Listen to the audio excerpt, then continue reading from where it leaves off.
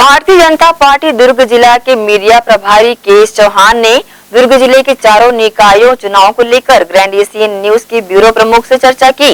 चर्चा के दौरान केएस चौहान ने उनके सवालों का बेबाकी से जवाब दिया। आइए देखते हैं दुर्ग जिला भाजपा के मीडिया प्रभारी केएस चौहान से हुई बातचीत के अंश। नमस्कार दर्शकों, ग्रैंड एशियन न्यूज की इस खास पेशकश चुनावी समीक्षा में आप सभी का स्वागत है। जी हाँ, 3 नगर निगम में और 1 परिषद में चुनाव संपन्न होने जा रहा है। 20 दिसंबर को इसका मतदान है और इस दौरान जो है 20 से 25 दिन का समय प्रत्याशियों का चयन, प्रत्याशियों के प्रचार प्रसार का मिला। और क्योंकि नगर निगम रिसाली नया बना है और वहां पर नया महापौर बनना है और वहां पर दोनों ही पार्टियां, या कह सकते हैं और भी जो निर्दलीय है, काफी दमखम से मैदान पर रहे। और रिसाली नगर निगम में हम फोकस करते हुए वहां की चर्चा करेंगे। तो बता दें हम आपको, इस वक्त हमारे साथ मौजूद हैं केएस चौहान जी, जिन्हें रिसाली नगर निगम के लिए मीडिया का प्रभार सौंपा गया था। तो उनसे हम चर्चा करते हैं और जानते हैं कि किस तरह का रुझान वहां लोगों का रहा और मीडिया को किस तरह इन्होंने मैनेज किया। तो सर, सबसे पहले आपका स्वागत है हमारे स्टूडियो में और अब कुछ चर्चा चुनावी करते हैं। तो जैसा कि आपको रिसाली नगर निगम का मीडिया का प्रभार दिया गया था, इसका आपने कैसा निर्वहन किया और लोगों का जो रुझान था, प्रतिसाद था, वो किस तरह का मिला? देखिए शाहीन जी, किसी को भी जो प्रभार दिया जाता है, कोई कार्यकर्ता रहता है, पदाधिकारी रहता है, कोई भी, इस चुनावी जो समय में जो काम होता है वो सिर्फ एक्सपोजिंग का होता है। जो आपने पहले काम किए हैं, जो आपकी हिस्ट्री है, उसको एक्सपोज करना, उसको जनता तक लेके जाना, यही काम रहता है। जो हम एक्सपोज करते हैं, जो जनता को लगभग नहीं मालूम रहता है, वो चीजों को जनता तक पहुंचाना, यही एक मीडिया है, यही मीडिया मैनेजमेंट है। और इसी के लिए सब प्रचार जो होता है, प्रचार किस चीज का करेंगे आप? प्रचार उसी चीज का तो करेंगे कि जो आप जनता के काम आ सके हैं, उसी चीज का तो प्रचार होगा। वही चीज का प्रचार इस समय कोई भी दल हो, वो अपना प्रचार करती है कि मैंने ये अच्छे काम किए हैं, मेरे को इस काम के बदले आपका आशीर्वाद मिलना चाहिए। और जो ज्यादा लोगों तक पहुंच सकता है, जो ज्यादा लोगों तक अपनी बातें पहुंचा सकता है, उसको निश्चित रूप से प्रतिसाद मिलता है। और जनता का रुझान कैसा दिखा? देखिए, जनता का रुझान मैं आपको बता दूं कि जनता इतनी जागरूक हो चुकी है। आजकल की जनता इतनी जागरूक है कि वो आपके अभी के जो 10-15 दिन के जो प्रचार प्रसार है और जो आप लोभ लुभाने वादे करते हैं, कोई भी, मैं किसी दल का नाम नहीं लेना चाह रहा हूं, किसी भी दल का नाम, कोई भी दल हो, जो भी आप वादे करते हैं और जो भी आप बोलते हैं, उस पर कभी विश्वास नहीं करती। ये एकदम कड़वा सच है कि जनता अभी ये 10-15 दिनों में आप जो मर्जी बोल लें, उस पर कभी विश्वास नहीं करती है। वो पहले की जो आपकी हिस्ट्री है, पहले के जो काम है, जो आप पहले काम आए हो, आपके पास हो सकता है कि सत्ता हो ना हो, पावर हो ना हो, लेकिन जो आप बिना पावर में रह के जो आपने काम किया है या पावर में रह के जो काम किया है और जो आपको करना चाहिए था, आपने उतनी कोशिश की कि नहीं की, वो जनता बहुत याद रखती है।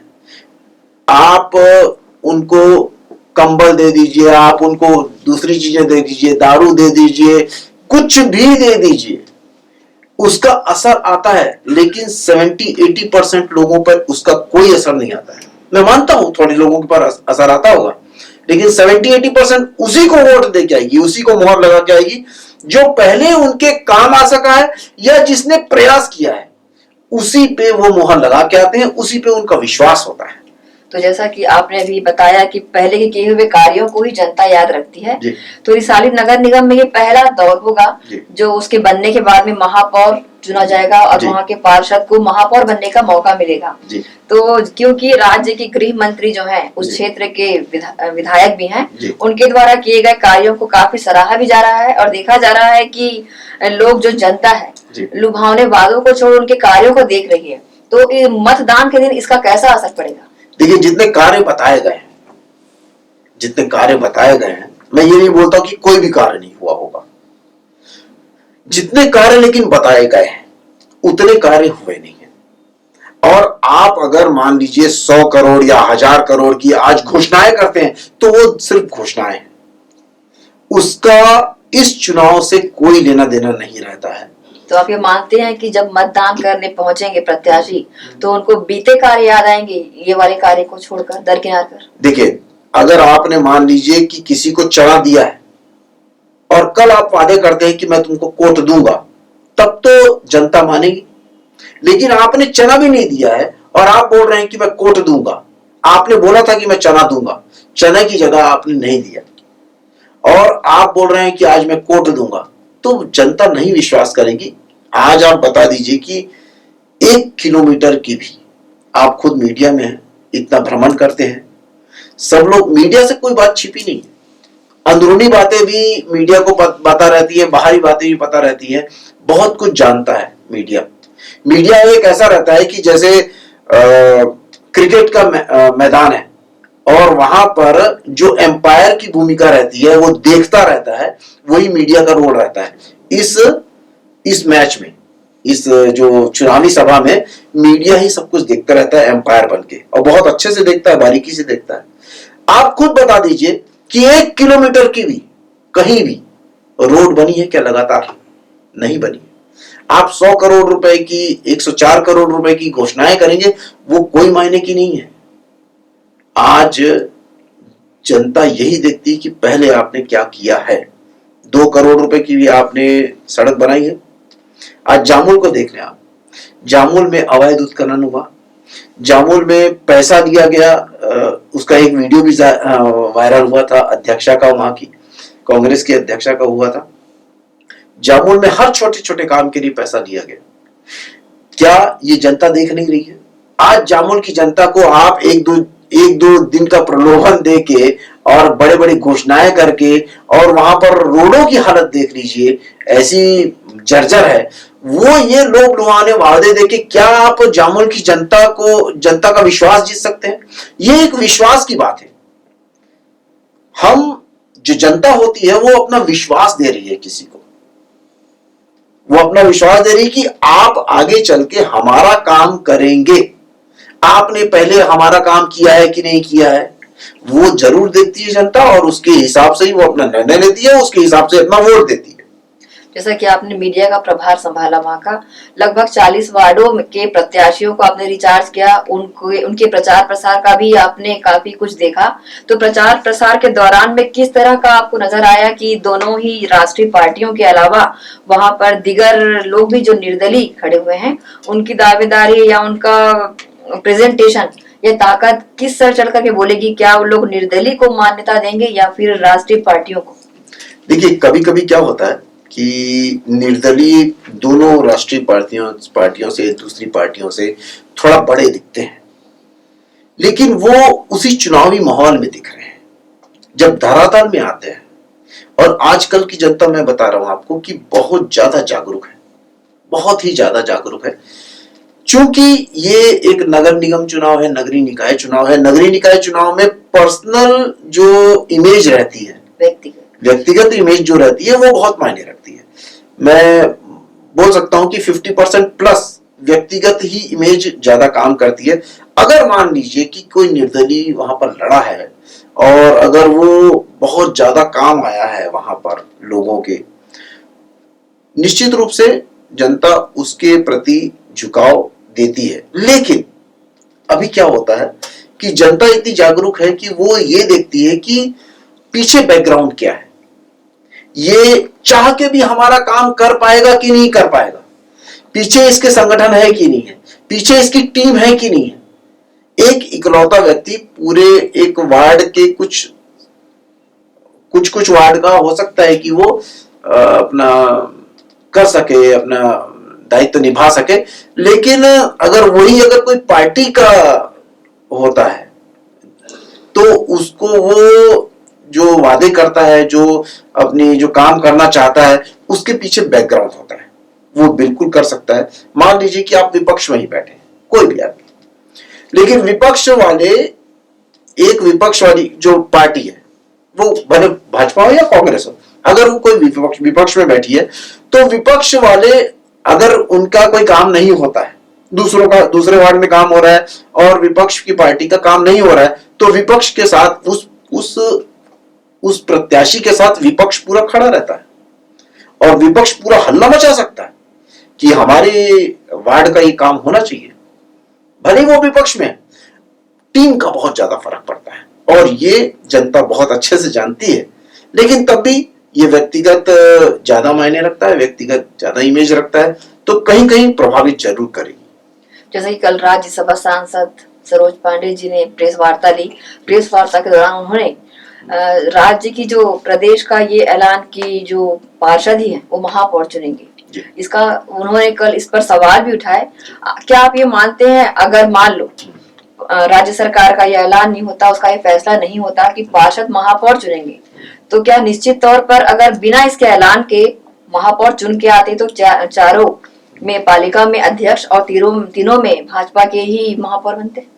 निश्चित रूप से प्रभावित करता है, इसीलिए ये जो व्यवस्था है उसको बदला गया है, क्योंकि शहरी जनता जो रहती है वो बहुत ज्यादा और जागरूक रहती है, उनको सभी चीजें नोन रहती है, क्या हो सकता है क्या नहीं हो सकता है वो सब परखे रहते हैं, और जनता का हक उन्होंने छीना है। जैसे कि हमारी सुश्री सरोज पांडे जी ने बिल्कुल सही कहा है कि जनता का जो हक था वो छीना गया और आप आगे बढ़ रहे हैं, बैलेट पेपर से आप ईवीएम मशीन में आ रहे हैं, ईवीएम मशीन से और आप आगे बढ़ेंगे तो आपका ईवीएम मशीन से बैलेट पेपर में आना ये कहीं ना कहीं आपको शक के दायरे में खड़ा करता है। अब आप बोलेंगे कि ईवीएम मशीन, मैंने सुना था कि कहीं कुछ लोग बोल रहे थे कि ईवीएम मशीन में गड़बड़ी होती है, तो विधानसभा चुनाव जो हुआ था वो तो ईवीएम मशीन में ही हुआ था, लोकसभा चुनाव तो ईवीएम मशीन में ही हुआ था, तो मतलब विधानसभा में आपकी जो इतनी बड़ी बहुमत आई है तो क्या वो फर्जी है, क्या वो उसमें वो है? अगर आप या तो उसको झुठला दीजिए, आप बैलेट पेपर में इसलिए लेके आए हैं, बैलेट पेपर में निश्चित रूप से पहले गड़बड़ियां होती थी, उसका बहुत ही अच्छा रूप दिया गया है कि अपन ईवीएम मशीन में कर सकें। जैसे होता क्या है कि हम स्थूल से अगर सूक्ष्म की ओर जाएंगे तो वो इतना ही शुद्ध होते जाता है। जैसे पहले हम लोग किसी टेंडर का करते थे, ऑफलाइन हम लोग टेंडर भरते थे, तो उसमें गड़बड़ियां होने की चांसेस ज्यादा रहते थे, लेकिन अब जब ऑनलाइन टेंडर भरा गया है तो उसमें गड़बड़ियां होने के चांसेस कम रहते हैं। वैसे ही ईवीएम मशीन भी है, ईवीएम मशीन शुद्ध है, बैलेट पेपर से ज्यादा शुद्ध है। तो ये दोनों चीजें उन्होंने हटा के कहीं ना कहीं अपने आप को शक के दायरे में खड़ा कर दिया है और जो जनता का हक था, जनता का जो हक था कि खुद वो महापौर चुनेंगे, उसको कहीं ना कहीं प्रभावित किया है और उनका हक छीना है कि हम लोग कैसे ना कैसे करके अपना महापौर बना सकें। अगर कहीं ज्यादा हमारी बहुमत नहीं भी आई है उसके बावजूद भी हम अपना महापौर बना सकें, इसका कहीं ना कहीं वो मैनिपुलेशन करना चाहते हैं। प्रचार प्रसार की अगर बात करें तो कोरोना का जहां खौफ लोगों में है, ओमिक्रॉन की भी दस्तक है, देश में कई मामले भी सामने आ रहे हैं। ओमिक्रॉन को हम लोग लगभग 1 महीने से नाम सुन रहे हैं, उनके केसेस भी आए हैं, लेकिन उस तादाद पे नहीं बढ़े हैं। अगर उस तादाद पे बढ़े रहते तो केंद्र सरकार या राज्य सरकार की भी कुछ ना कुछ गाइडलाइंस आती कि हमारे को ऐसे बचना चाहिए। और दूसरी बात यह है कि हमारे केंद्र सरकार की संवेदनशीलता और सजगता के कारण 120 करोड़ डोजेस लग चुके हैं, 120 करोड़ से ऊपर लग चुके हैं। तो उसके कारण क्या होता है कि हम कहीं ना कहीं अपने आप को सेफ जोन में ला चुके हैं। इस वजह से ये जो सफाई हो रही है और ये सब चीजें हो रही हैं तो उसका उतना ज्यादा असर आज की डेट में कोरोना का, ओमिक्रॉन का असर दिखाई में नहीं दे रहा है। इस वजह से सभाएं होना लाजमी है। समीकरण की बात करें तो निर्दलीय प्रत्याशी जो मैदान पर है, तो कैसी अगर मान लो जीत कराते हैं तो क्या रूपरेखा रहेगी, क्या समीकरण बैठाया जाएगा? देखिए, हम तो पूर्ण बहुमत से ही हम अपनी नगर निगम में स्थापित होंगे, बीजेपी भारतीय जनता पार्टी स्थापित होगी, जैसा कि अभी सिनेरियो लग रहा है।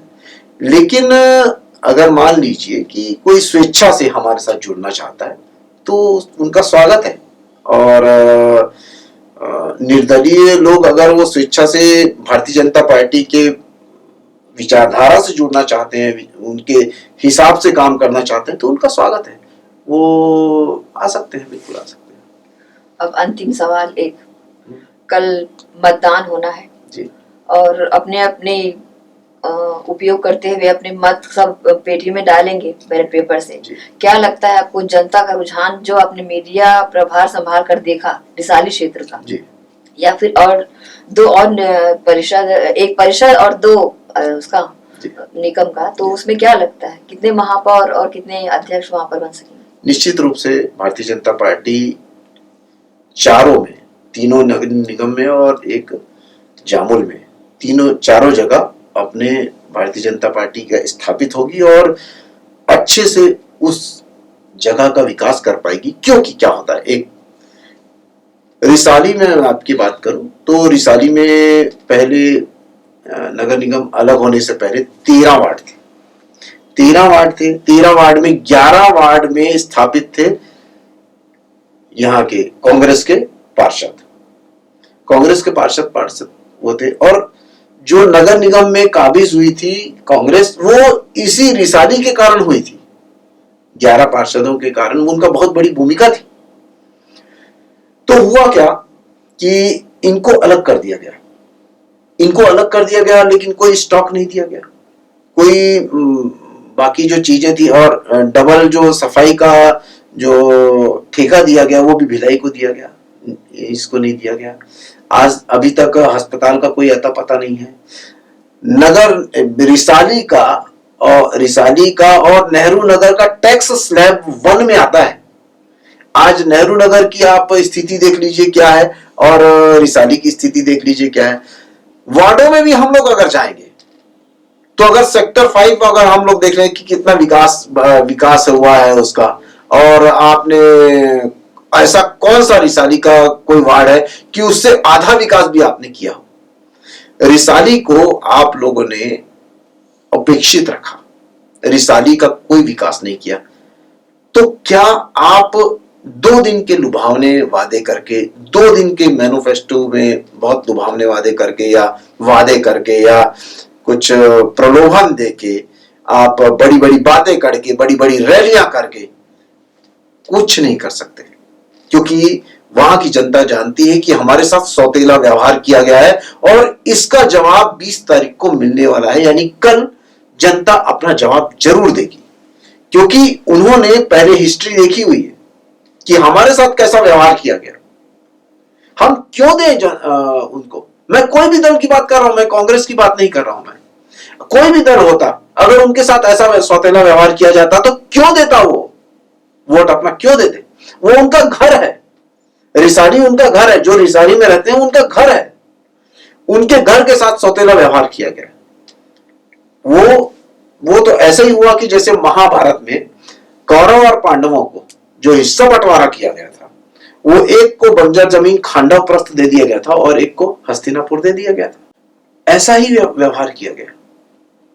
तो जनता अपना मत 20 तारीख को अवश्य ही भारतीय जनता पार्टी के पक्ष में, और जो अभी सत्तासीन पार्टी है जिन्होंने उपेक्षित किया है रिसाली को, उसके खिलाफ जरूर अपना मत देगी। और मैं आपसे करबद्ध प्रार्थना करता हूं, कोई भी जनता हो, भले वो रिसाली की हो, भिलाई की हो, चरोदा की हो या जामुल की हो, अपना कीमती मत जरूर देके जाए, क्योंकि 5 साल आपको उनको जनप्रतिनिधि बना के देना है। 5 साल तक आप शिकायत करें, उससे ज्यादा अच्छा है कि आप आधे घंटे के लिए जाएं और वहां पर अपना मत देके आए, क्योंकि ये आपका हक भी है और ये आपका दायित्व भी है। और इसी हक और दायित्व के बाद ही आपका उस क्षेत्र का विकास बनने वाला है। तो अपना मत जरूर देके आए और उस पार्टी को दें, उस शख्स को दें जो सही में आपके काम आने वाला है। और लोकतंत्र की विजय होनी चाहिए, सिर्फ और सिर्फ लोकतंत्र की विजय होनी चाहिए, भले वो कोई भी पार्टी की हो, कोई भी पार्टी जीते, कोई भी प्रत्याशी जीते, लेकिन लोकतंत्र की विजय होनी चाहिए। किसी पार्टी विशेष की विजय नहीं होनी चाहिए, किसी एक आदमी की विजय नहीं होनी चाहिए। लोकतंत्र मतलब जनता की विजय। जनता जिसको चाहे, जनता जिसको ज्यादा चाहती है, उसी को वो अपनाए, उसी को वो अपना मत दे, उसी को वो 5 साल के लिए काबिज करवाए। सर आपका बहुत बहुत धन्यवाद, आप स्टूडियो में हैं, चुनावी समर को लेकर चुनावी समीक्षा पे हमारे सवालों के जवाब दिए। आपका भी बहुत